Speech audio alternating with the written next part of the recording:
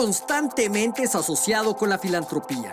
Claudio X González Guajardo es abogado por formación y activista por vocación. Tras su maestría y doctorado cursados en Estados Unidos, creó en 2007 la organización civil Mexicanos Primero, con la convicción de que solo la educación de calidad cambia a México. Pero no la ha tenido fácil. Hoy nos confiesa cuáles han sido sus más fuertes dolores de cabeza.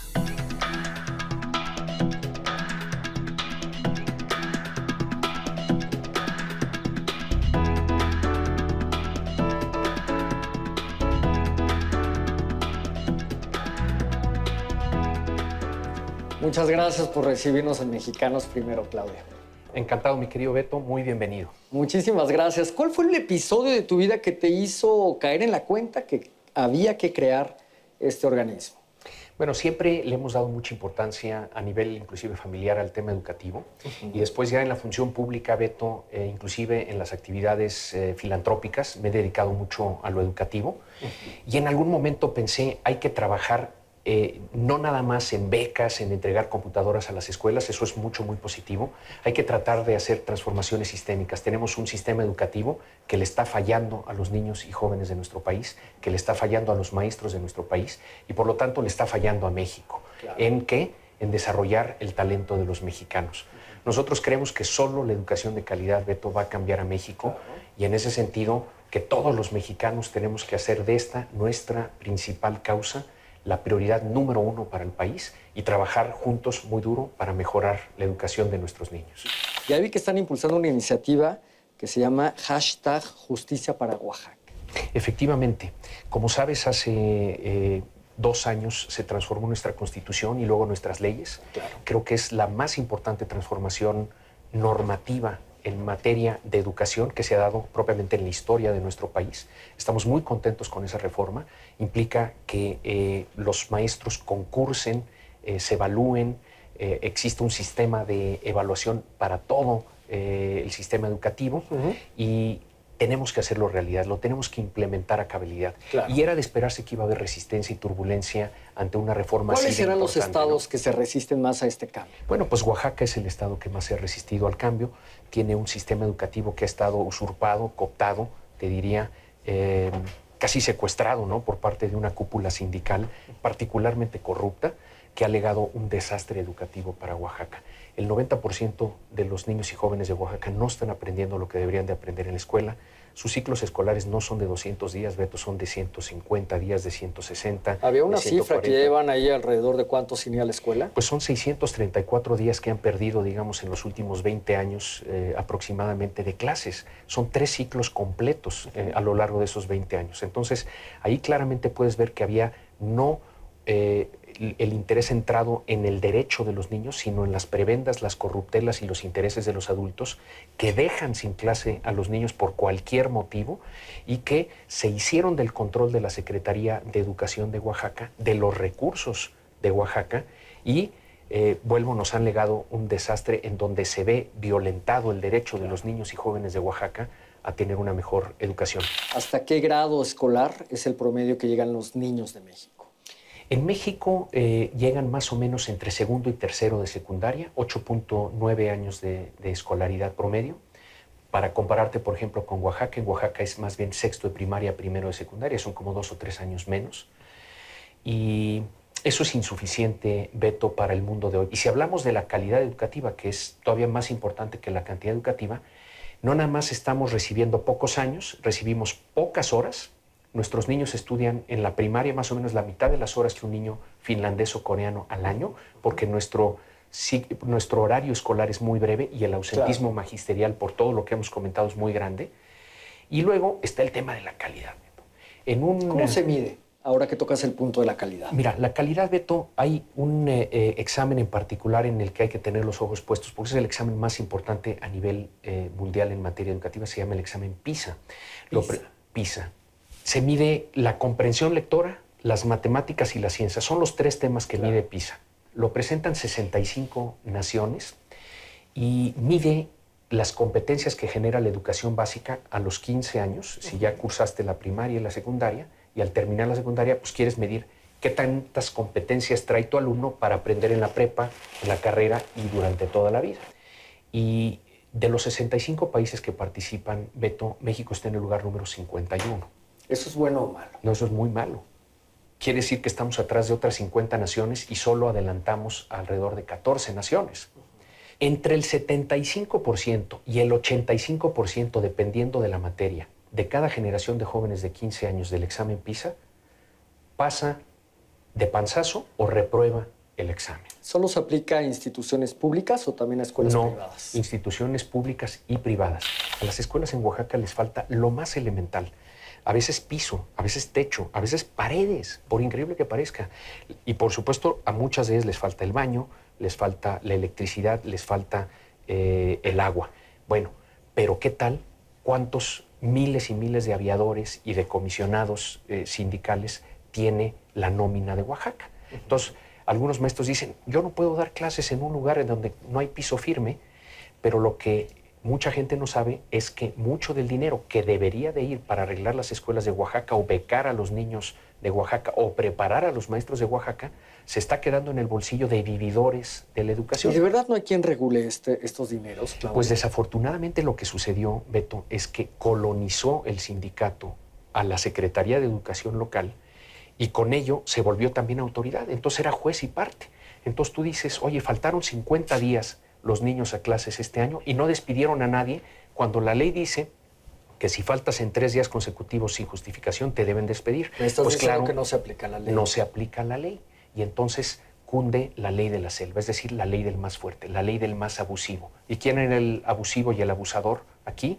La Coordinadora Nacional de Trabajadores de la Educación. Entonces, cuando viene ahora una reforma que dice ninguna plaza se debe de vender, heredar o entregar políticamente, sino que se debe de concursar y todos los maestros se tienen que evaluar para asegurarnos que estén preparados para estar frente a grupo, pues ellos que han venido viviendo de la educación a sus anchas dicen, no me evalúes, no quiero concursos, yo no quiero transparencia y luz ni ninguna rendición de cuentas en mi sistema. ¿Por qué? Porque yo aquí tengo un negociote y un negocio de miles de millones de pesos, Beto, ¿no? Entonces sí, muy fuerte. Pero se puede transformar y por eso pedimos el apoyo de los ciudadanos de México votando en mexicanosprimero.org o en change.org/Justicia para Oaxaca, pidiéndole al presidente de la República, al secretario de Educación, al gobernador de Oaxaca y al director del Instituto de Educación de Oaxaca que tiene que iniciar el ciclo escolar y tiene que ser de 200 días. Claro. Y que si no se presentan maestros a dar clases, que se les descuente el día. Y que si no se presentan durante 3 días, que se les despida. Como lo marca la ley. Y entonces, ¿cuáles serán esas fases ya muy específicas de la evaluación? Bueno, como te comentaba, no es nada más un examen. Es más completo y el Instituto Nacional de Evaluación Educativa, que está cumpliendo yo creo que cada vez mejor con su papel de ser el árbitro del sistema, lo que nos dice es, el primer elemento de la evaluación es que el director califique a los maestros. El segundo elemento es que provean toda digamos, portafolio de evidencias los maestros de todo lo que han venido trabajando con sus alumnos a lo largo del año. El tercer elemento sí es un examen de conocimientos y de la capacidad para impartir esos conocimientos. Y el cuarto, que esto viene en noviembre, y el cuarto elemento es los planes de trabajo de los maestros para mejorar su docencia y su trabajo en grupo.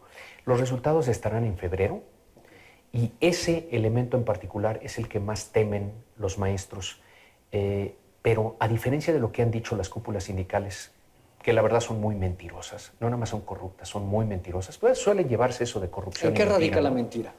Radica la mentira en que ellos dicen que es una evaluación punitiva, que está para despedir a los maestros, que está para lastimar a los maestros. En absoluto.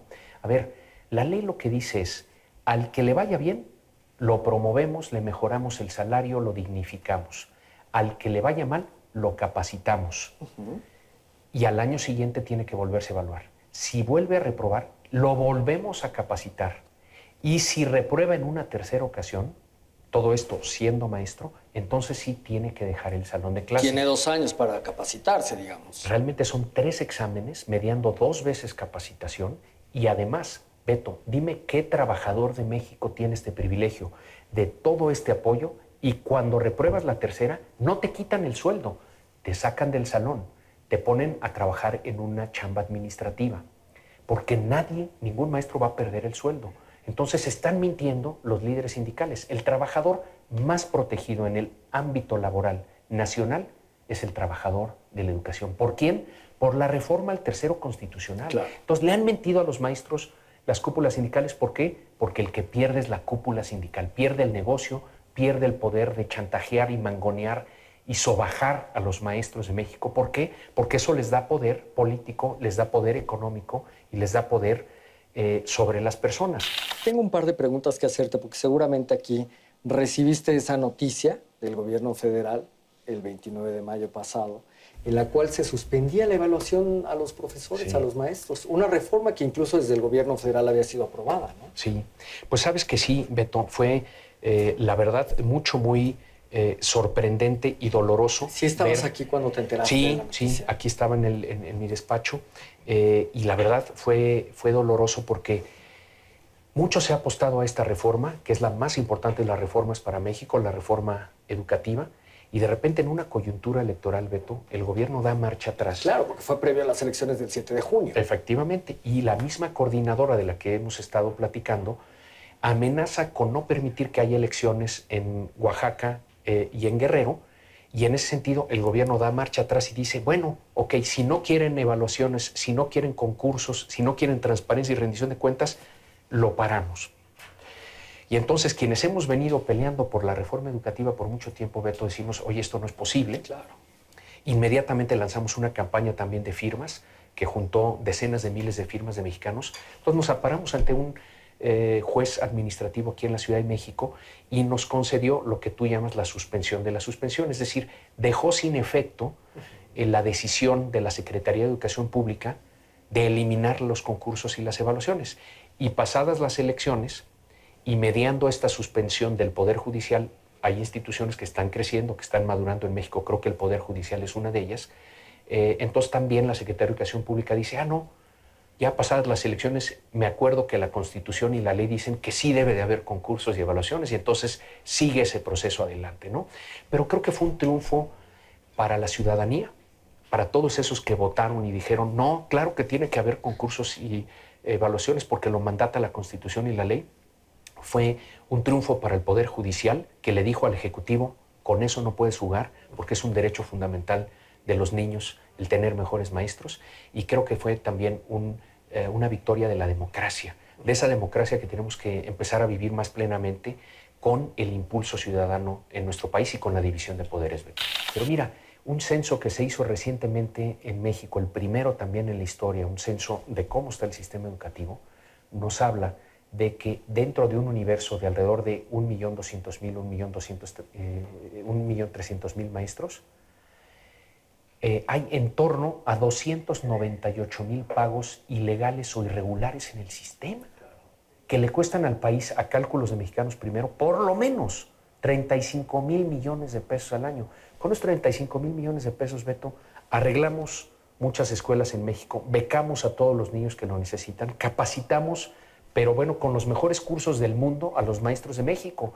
Entonces, en lugar de haber creado un sistema que privilegiara el derecho de los niños a aprender y el derecho de los maestros a superarse, generamos un sistema politizado, corrompido, vendido, ¿no?, a las cúpulas sindicales. Y ahora hay que arrebatarle a las cúpulas sindicales el sistema educativo, volverlo público porque ellos lo privatizaron.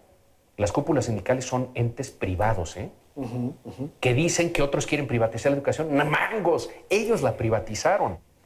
La verdad es que en mucho se desvirtuó la educación en nuestro país, se volvió una simulación y ahora hay que transformar al sistema, Beto, a fondo. Se juegan horas históricas en este momento y por eso, repito, acompáñenos en esta campaña en mexicanosprimero.org con sus votos para pedir que en Oaxaca las cosas cambien, porque si cambian en Oaxaca, Beto, cambia todo el país.